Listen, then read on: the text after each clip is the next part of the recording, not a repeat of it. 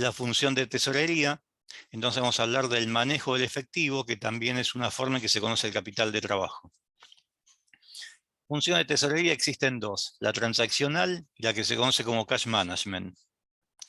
Cuando nosotros estamos hablando de la transaccional, es la función histórica que siempre cumplió y sigue cumpliendo tesorería en todas las empresas, que básicamente se trata de administrar los distintos flujos de ingreso y egreso de fondos de la compañía.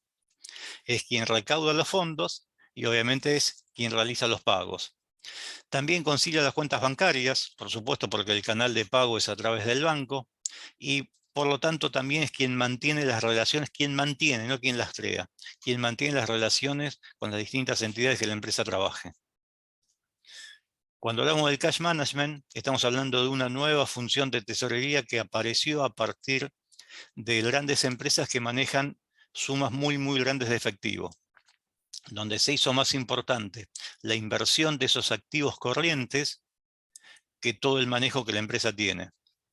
Cuando nosotros pensamos, por ejemplo, en cadenas de supermercado, como pueden ser Coto, Carrefour, la cadena que ustedes se imaginan, estas cobran de contado o casi de contado y pagan a plazo a sus proveedores. O sea que juntan una enorme cantidad de efectivo, la cual necesitan trabajar. Cuando aparecieron este tipo de empresas que manejan sumas muy grandes de efectivos, apareció una función nueva de tesorería denominada cash management, justamente el gerenciamiento del efectivo. Y esta es una función ampliada de lo que es la tesorería tradicional.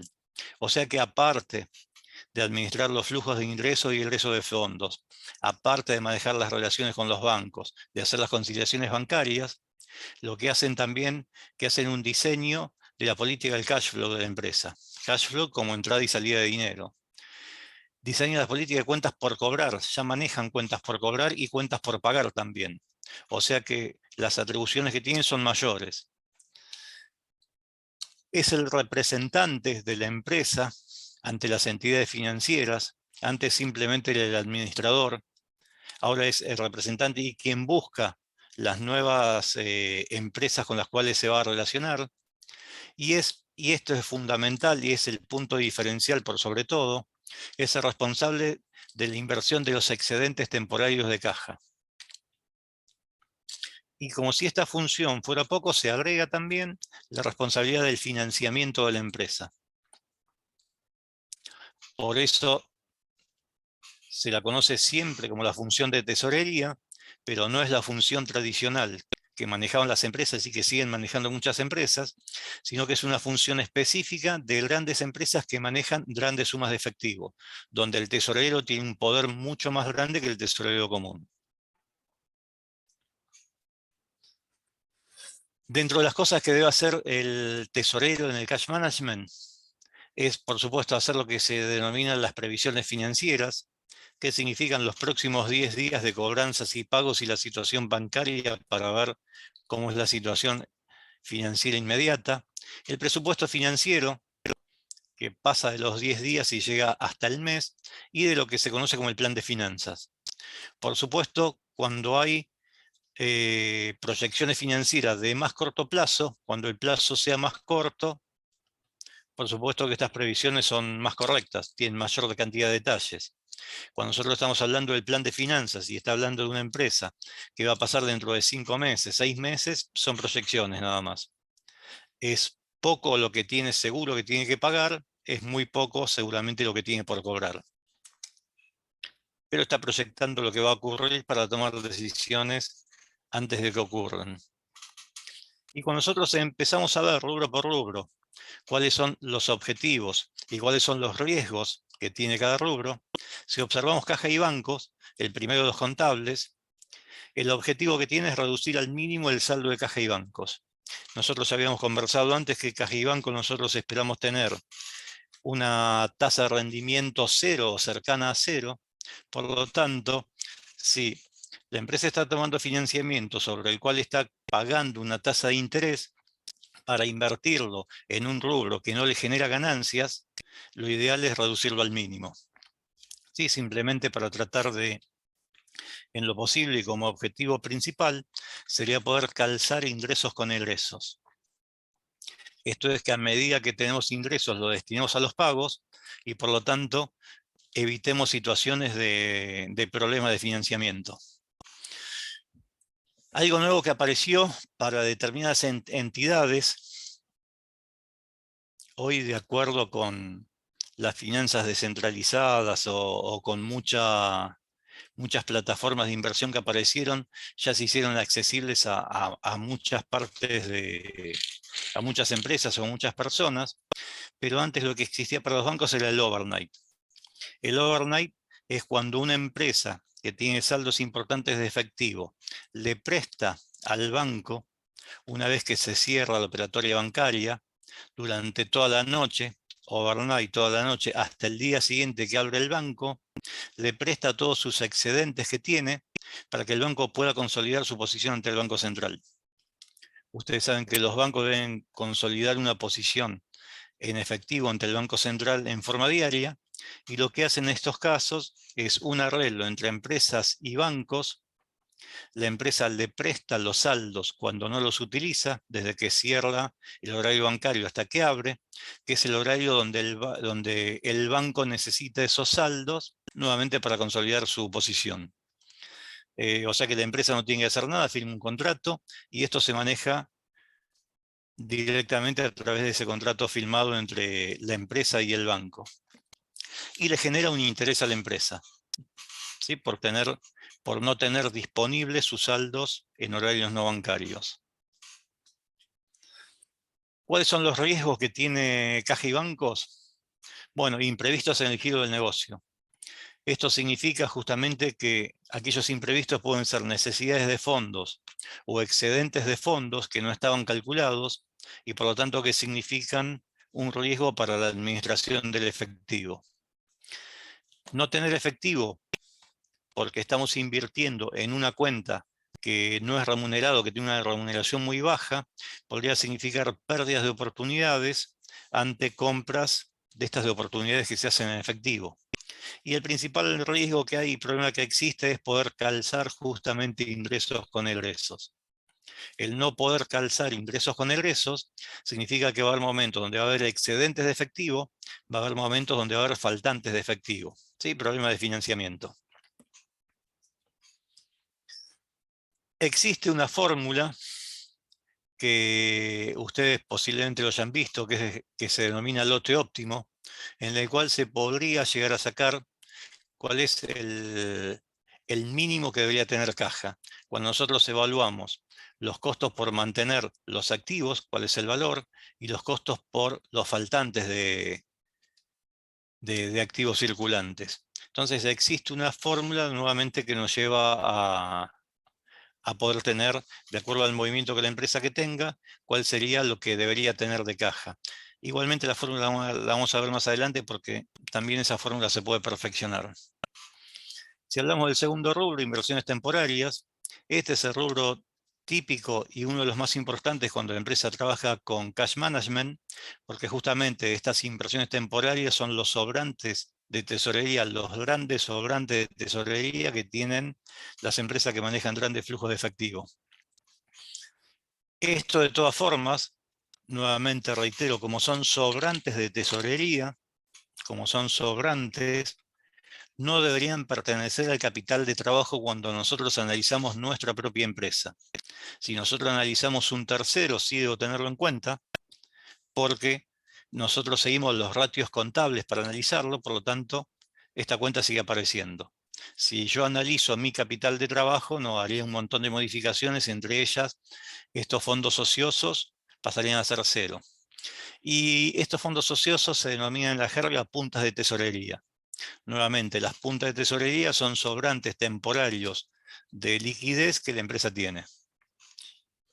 Y que, como cuando uno los tiene en la cuenta corriente, no pagan nada salvo el overnight, entonces es más provechoso hacer alguna inversión que cumpla con dos requisitos, y cuyo primer requisito sea seguridad, y el segundo rentabilidad.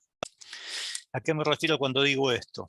Seguridad a que si nosotros invertimos una cantidad de dinero, sepamos cuándo y cuánto va a ser el dinero que tengamos de regreso. Y lo segundo, por supuesto, que sea rentabilidad, porque si esto no ofrece un mínimo de rentabilidad, lo mantenemos en cuenta corriente disponible en forma permanente. Por eso generalmente las puntas de tesorería de las empresas, sobre todo las pymes o las empresas medianas, es el plazo fijo. Invierten dinero, ese dinero va a crecer, saben cuándo lo van a tener de vuelta, saben cuánto va a ser el dinero que van a tener de vuelta. Eso es explotar la condición de seguridad. Y la rentabilidad, lo que el plazo fijo pague. Las inversiones temporarias, los riesgos que tiene es que justamente, como el caso del plazo fijo, salvo excepciones, por supuesto, ofrecen muy baja rentabilidad. Hoy nosotros podemos pensar en Argentina que las tasas que aparecen, que son del 61% nominal anual para las empresas, y que si la empresa ese saldo lo repetiría 12 veces al año, daría una tasa efectiva anual cercana al 80%, parece una tasa excesiva, pero cuando nosotros la comparamos con la tasa de inflación, ni siquiera alcanza a cubrir la inflación, ¿sí? O sea que por más que la tasa sea importante, siempre debemos compararla con otros indicadores como para ver si su resultado es positivo o es negativo, y seguimos teniendo tasas negativas todavía, a pesar de la tasa alta que significa. Inversiones temporales utilizan plazos cortos. Plazos cortos significa justamente que las tasas van a ser más bajas. Histórica y normalmente una tasa de corto plazo siempre es más baja que una tasa de largo.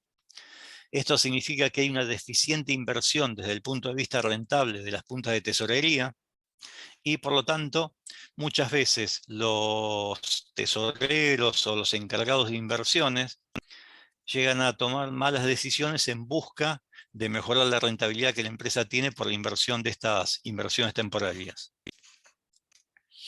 Créditos por venta, el objetivo es reducir el ciclo de cobro. Cuando hablamos de reducir el ciclo de cobro, piensen en los ratios de rotación, en el índice de rotación y el ratio de rotación en días. Que eso sea más cortito, que eso se reduzca. Lo ideal, por supuesto, sería trabajar just in time, pero es imposible. Pero ese debería ser un objetivo. Acelerar el periodo de rotación también debería ser otro objetivo de la empresa, justamente más que nada de tesorería. Manejar los incobrables.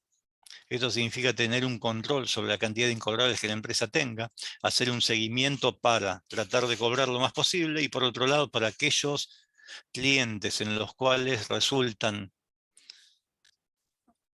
difíciles las cobranzas, que tenga un manejo más activo justamente del departamento de administración de ventas. Y ante la necesidad de obtener fondos, por supuesto ofrecer descuentos por pronto pago o descuentos antes de ir a tomar un préstamo en un banco. Riesgo de crédito por venta es el financiero por iliquidez del cliente. Si el cliente se queda ilíquido, difícilmente nos pague a término. Que tengamos problemas económicos porque modificó el precio, el producto, el mercado. Humanos, muchas veces cambia la dirección de la empresa, cambia algún gerente, cambian las políticas y nosotros nos quedamos enganchados con algún préstamo que le dimos a la empresa. O cambios en la estrategia, siempre hablando, por supuesto, no de la empresa, sino de los clientes. Si seguimos avanzando en el último rubro, el cuarto, los activos corrientes, tenemos bienes de cambio, donde los objetivos de la mercadería que nosotros tenemos en stock es que mantengan todas niveles adecuados de rotación. Es habitual que una empresa comercial, el 80% de su facturación se base en el 20% del surtido de productos que tenga, o sea, en una franja corta, pero que necesita del resto para poder completar los pedidos y para poder mantener a los clientes.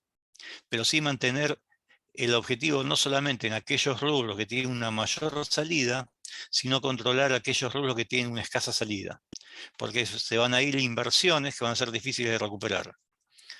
Hacer lo que se denomina pedido económico. Pedido económico justamente surge a través de un cálculo que evalúa el costo por mantener productos en stock, porque eso significa costos obviamente, versus los costos de nuevos pedidos. Entonces trata de equilibrar el pedido correcto que haya que hacer. Otras formas de manejar bienes de cambios es comprar a través de familia de productos. Lo ideal, nuevamente, igual que lo vimos en cobranzas, sería las compras just in time y por supuesto el manejo adecuado de lo que se denomina el inventario de seguridad. Y bienes de cambio tienen muchos riesgos, entre ellos el cambio en el gusto de los consumidores, de los gustos del consumidor o en la moda. Cuando hay productos de moda y esta cambia, también se nos complica a nosotros el manejo de los inventarios.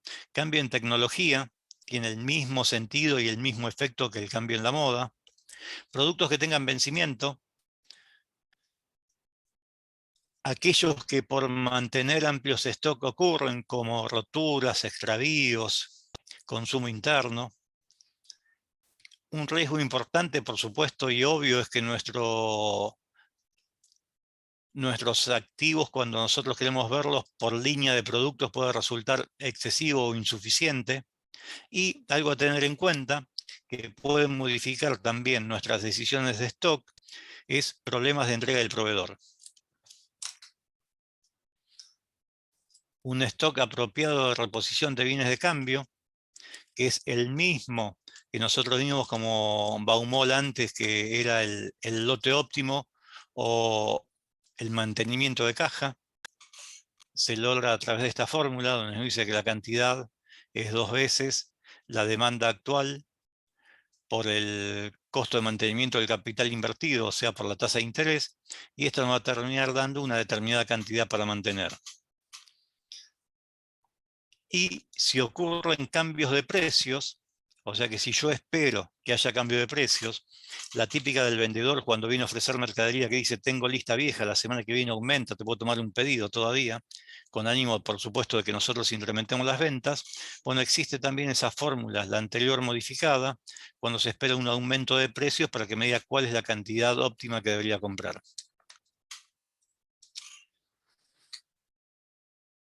Y si hablamos nuevamente de bienes de cambio y seguimos insistiendo, es porque son bienes que aún faltan vender, que nosotros los tenemos en depósito, que tienen mucho riesgo por mantener bienes de cambio en depósito y que por supuesto tiene como mínimo el costo de oportunidad del capital. Que si nosotros, esto significa que si nosotros no tuviésemos ese volumen de capital invertido en mercaderías, podríamos tener como mínimo una inversión segura de baja rentabilidad que nos estaría ofreciendo un rendimiento positivo. Mientras que mantener el capital tiene un costo, mantener bienes de cambio, mantener inventarios tiene un costo. El costo de oportunidad es el más alto, el costo por alquiler de espacios físicos cuando no alcanzan con los depósitos que nosotros tenemos o directamente no tenemos depósitos y debemos alquilar un espacio físico. Los costos por manipulación, cuanto más tenemos, más costo de manipulación hay. Costos en seguros, seguros por mercadería, seguro por roturas, seguro por accidentes de trabajo, etc. Costos por pérdidas que se pueden producir por deterioro de los inventarios, por rotura de los inventarios, por robos que podamos sufrir de los inventarios, y por supuesto, cambios en las modas o en la tecnología, que se vuelva viejo, que se vuelva poco interesante para nuestros clientes y por lo tanto su nivel de rotación baje. Todos estos costos por mantenimientos fueron calculados hace muchos años cuando se analizó el just-in-time japonés y determinaron que las empresas americanas tenían aproximadamente un 30% mayores de costos por mantenimiento de inventarios versus el just-in-time de los japoneses. O sea que el costo por mantenimiento, por supuesto, es importante, es alto, hay que considerarlo. Y sobre todo, el mayor de todos es el costo de oportunidad del capital.